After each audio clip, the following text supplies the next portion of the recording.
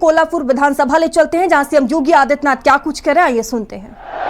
संभाजी महाराज की नमः पार्वती पतिये हर हर।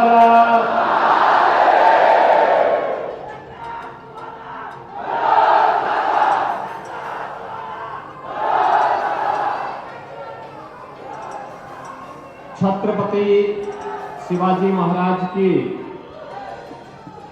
इस पावन धरा को कोटि कोटि नमन करते हुए यशवंत नगरी कराड़ की इस भूमि पर प्रथम पूज्य गणपति महाराज नाइकबा देवस्थान के पावन धरा को कोटि कोटि नमन करते हुए आप सभी बंधु बांधवों का मैं हृदय से अभिनंदन करता हूं, स्वागत करता हूं। मंच पर उपस्थित पूज्य संत जन श्री धारेश्वर महाराज जी, श्री विजय लिंग महाराज जी, स्वामी सुंदरगिरी महाराज जी, स्वामी विठ्ठल बुआ महाराज जी, भारतीय जनता पार्टी के जिला के अध्यक्ष श्री धैर्यशील कदम जी, महायुति गठबंधन के भारतीय जनता पार्टी के उम्मीदवार श्री मनोज दादा घोरपड़े जी, प्रदेश उपाध्यक्ष श्री विक्रम पावस्कर जी,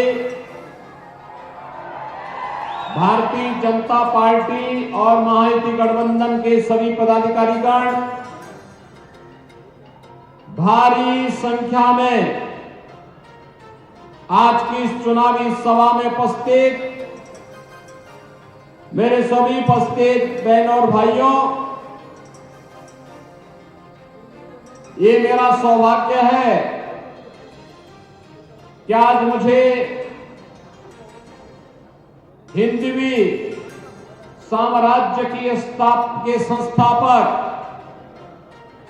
छत्रपति शिवाजी महाराज की इस पावन धरा पर आप सबसे संवाद करने का अवसर प्राप्त हो रहा है। बहनों और भाइयों, भारत के अंदर स्वराज्य की परिकल्पना कैसे होनी चाहिए, छत्रपति शिवाजी महाराज उसके प्रतीक हैं। महाराष्ट्र की धरती उसकी प्रतीक है। अटक से कटक तक एक देश का भाव कैसे जगना चाहिए, पेशवा बाजीराव उसके प्रतीक हैं। सामाजिक समता का माहौल कैसे बनना चाहिए, इसी धरती ने महात्मा फुले को दिया। स्वराज मेरा जन्म सिद्ध अधिकार है, मैं इसे लेकर के रहूंगा। इसका उद्घोष करने वाले, गणनायक से लोक नायक बनने वाले बाल गंगाधर तिलक इसी महाराष्ट्र की धरती ने भारत को दिया था। 1857 के प्रथम स्वातंत्र समर को, जिसे कुछ कथित इतिहासज्ञ क्रांति मात्र कहते थे, उसे प्रथम स्वातंत्र समर कहने वाले वीर सावरकर, जिन्हें एक जन्म में दो आजीवन कारावास की सजा हुई, ऐसे वीर सावरकर इसी महाराष्ट्र की देन है। महिलाओं की सशक्तिकरण के लिए महिला शिक्षा आवश्यक है, इसका भाव जगाने वाली सावित्री बाई फुले इसी पावन धरा की बच है। ऐसी पावन धरा को कौन नहीं नमन करना चाहता है। पूरा राष्ट्र कृतज्ञ भाव के साथ महाराष्ट्र का अभिनंदन करता है, स्वागत करता है। और इसीलिए 2017 में उत्तर प्रदेश में जब मुझे मुख्यमंत्री बनाया गया, मैं आगरा गया था। आगरा में जब मैं निरीक्षण के लिए निकला तो मुझे बताया गया कि यहां पे एक मुगल म्यूजियम है। मैंने कहा भाई मुगलों का भारत से संबंध क्या है? मुगलों का भारत से संबंध क्या है? तो लोगों ने कहा कि साहब, इसमें औरंगजेब के शासन और मुगलों के शासन के प्रतीकों को यहां पर रख करके लोगों के लिए रखा जाएगा। मैंने कहा इन सबको हटाइए, इस म्यूजियम का नाम बदलिए, म्यूजियम का नामकरण छत्रपति शिवाजी महाराज के नाम पर होगा। हमारी श्रद्धा छत्रपति शिवाजी महाराज में है। हमारी श्रद्धा के पात्र संभाजी महाराज हैं। हमारी श्रद्धा के पात्र गुरु गोविंद सिंह जी महाराज हैं। हमारी श्रद्धा और हमारा सम्मान महाराणा प्रताप के प्रति है। हमारा सम्मान किसी विदेशी आक्रांता के प्रति नहीं हो सकता, कभी कतई नहीं हो सकता। और आज इसीलिए मैं आज यहां पर आया हूं आपसे कहने के लिए, बहनों और भाइयों, चुनाव चल रहा है। ये चुनाव मात्र चुनाव नहीं है। एक तरफ जोड़ने वाली महायुति गठबंधन मोदी जी के नेतृत्व में एकनाथ शिंदे, देवेंद्र फडणवीस, अजीत पवार, रामदास ठाकरे, इन सबके नेतृत्व में एकजुट होकर के मोदी जी के नेतृत्व में काम कर रहा है। वह जोड़ने वाली ताकतें हैं। और दूसरी तरफ कांग्रेस और उनके महाअगाड़ी गठबंधन के नाम पर जुड़ा हुआ महाअगाड़ी गठबंधन जो तोड़ने का काम कर रहा है, बांटने का काम कर रहा है। कांग्रेस का इतिहास तो बांटने का ही रहा है। अपने राजनीतिक स्वार्थ के लिए इन्होंने देश को बांटा, हिंदू समाज को बांटा, जाति के नाम पर, संप्रदाय के नाम पर, क्षेत्र के नाम पर, भाषा के नाम पर।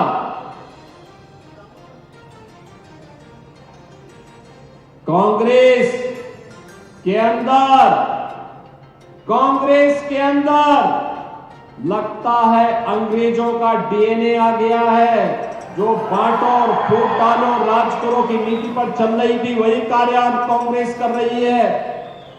और इसलिए बहनों और भाइयों, मैंने कहा था, मैं इसीलिए कहता हूं, हम बटे थे। अयोध्या में राम मंदिर का अपमान झेलना पड़ा था। 500 वर्षों तक अयोध्या में हम लोग रामलला के लिए तरस रहे थे। बटे थे काशी में, काशी विश्वनाथ मंदिर में, काशी विश्वनाथ मंदिर का अपमान झेलना पड़ा था। बटे थे मथुरा में, श्री कृष्ण जन्मभूमि का अपमान झेलना पड़ा था। बटे थे। तो यहां पर मैं देखता हूं छत्रपति शिवाजी महाराज के द्वारा स्थापित हुए तमाम गढ़ और किले जो इस क्षेत्र के वैभव को, यहां के गौरव को बढ़ाने के प्रतीक हैं, उन सब पर अतिक्रमण होता है। हम बटे थे तो बप्पा रावल की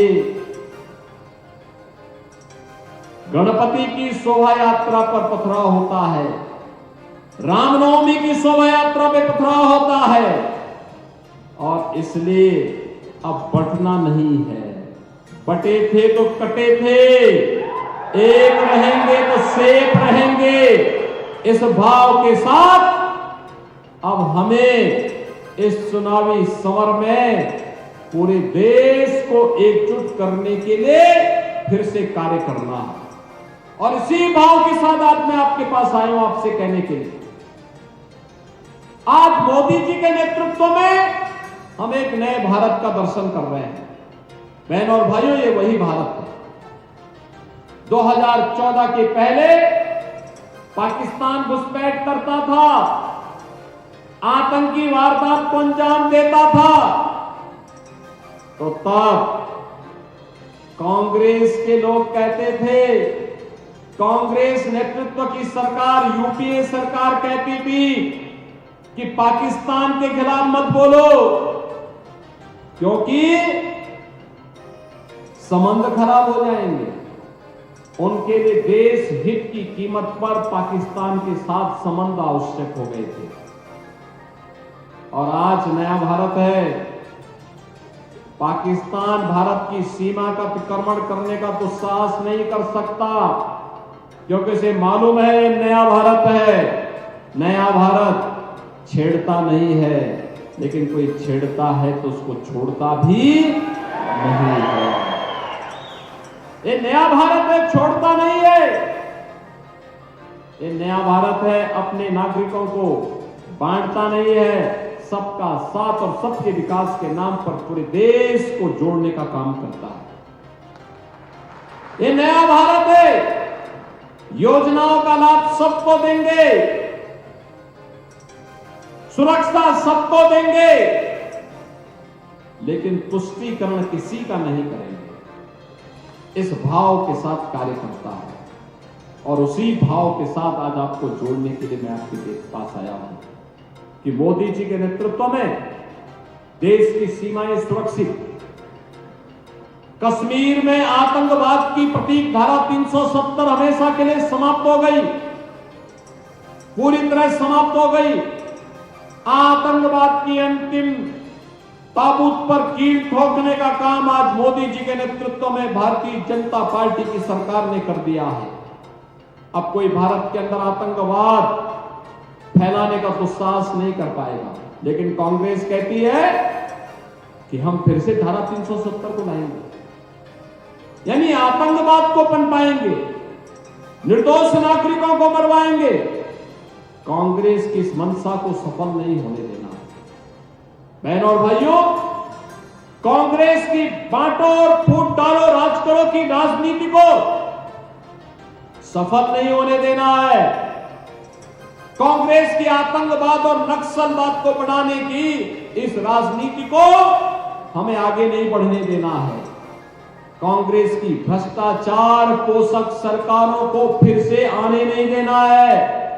यही कहने के लिए आज मैं आपके पास आया हूं, आपसे कहने के लिए कि आज तो आपने देखा होगा ये महायुति गठबंधन की सरकार अब तो पहले से मोदी जी के नेतृत्व में पूरे देश के अंदर 4 करोड़ लोगों को एक एक आवास मिला, 10 करोड़ गरीबों के घर में शौचालय बने, 10 करोड़ लोगों के घर में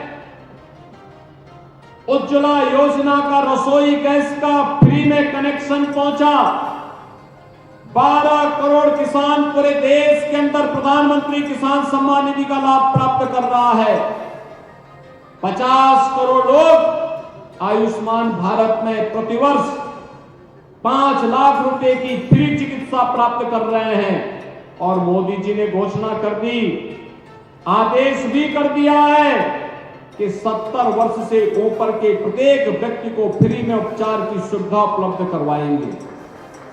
बहनों और भाइयों, पहली बार हो रहा है जब 80 करोड़ लोग, 80 करोड़ भारतवासी फ्री में राशन प्राप्त कर रहे हैं।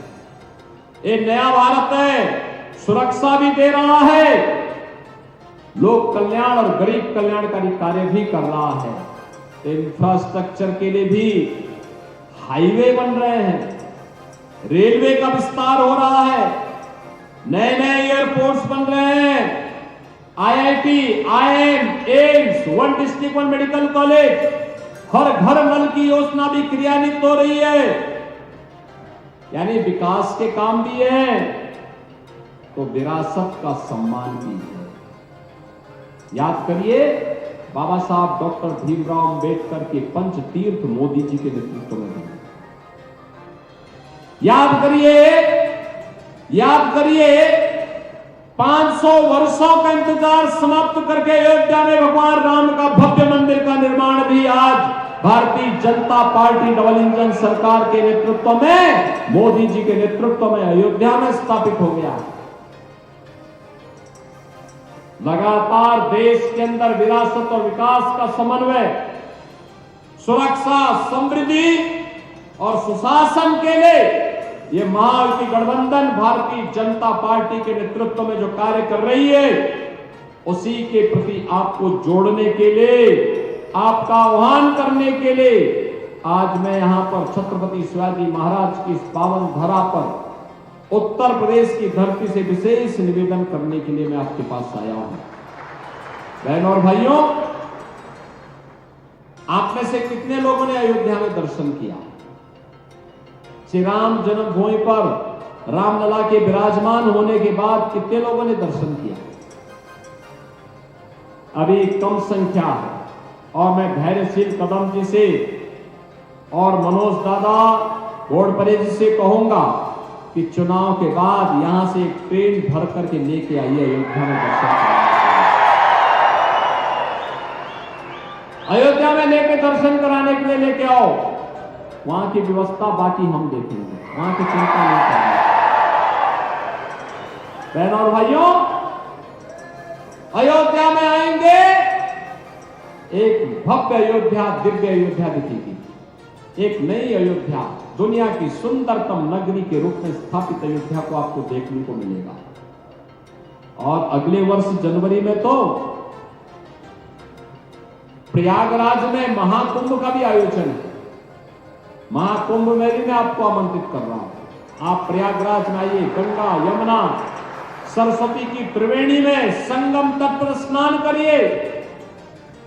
वहीं से 1.5 घंटे की दूरी पर अयोध्या के दर्शन हो जाएंगे। श्री राम जन्मभूमि में भी दर्शन होंगे।